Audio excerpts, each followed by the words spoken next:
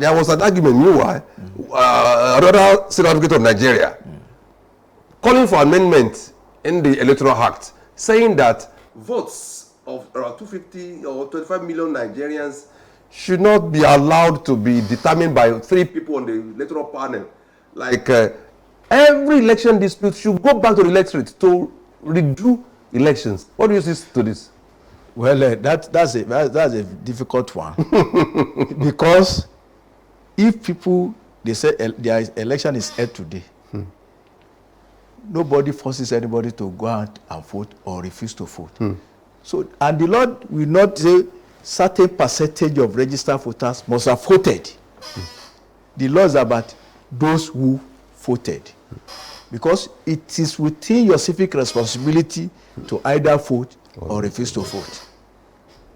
So nobody can vote. That's why when there was a bill in the National Assembly that people should be compelled to vote, it's no longer democracy. It's not, that's true.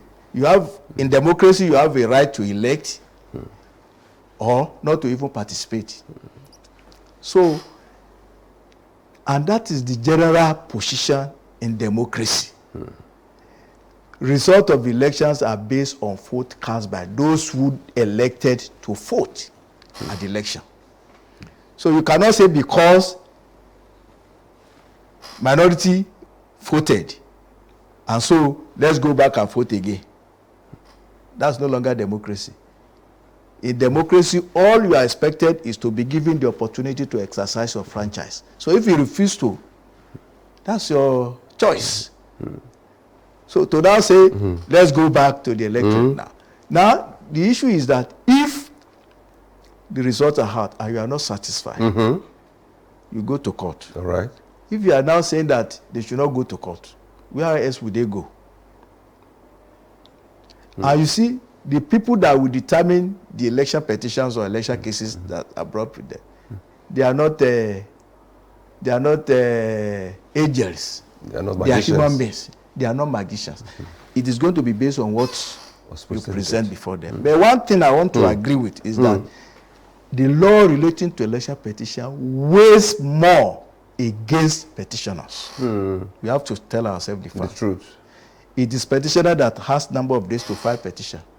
A respondent does not have number of days. He has number of days, but it can come by way of extension. You cannot get that of the petition.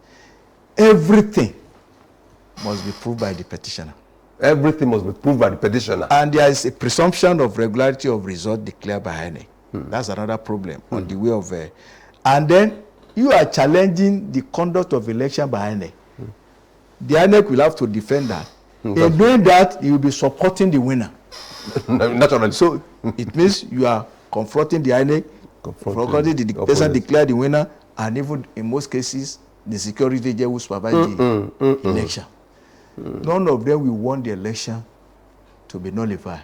They will do everything that is possible. That will be against that election to say that they have done their work well.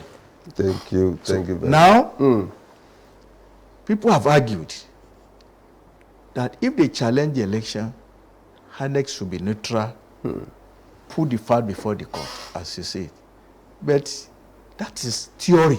In practical situation, nobody will conduct an election or anything that wants to say that it's like rubbish. Sit down and let anybody rubbish what you have done. But there's a new amendment in the electoral act. Right. Our court has not fully implemented that once you tender the election results and it shows that the number of vote returned, that's aggregate of vote casts, comprising of rejected vote, wasted vote, and valid vote. If they are more than the number of accredited voters, that's the electoral, that result stand cancelled. Now, what our court has been doing, in the olden days, it used to be number of voters on the register versus result. The electoral act came, they amended it consciously. There should not be number of vote return versus accredited voters. But up to today, our court are still talking of register. That has to be looked into. That has to be looked into because register is no longer relevant. Nowadays. What is now relevant is accredited voter, because in most cases, you don't have 100% turnout in election. Most of the time. You don't have it. That's true.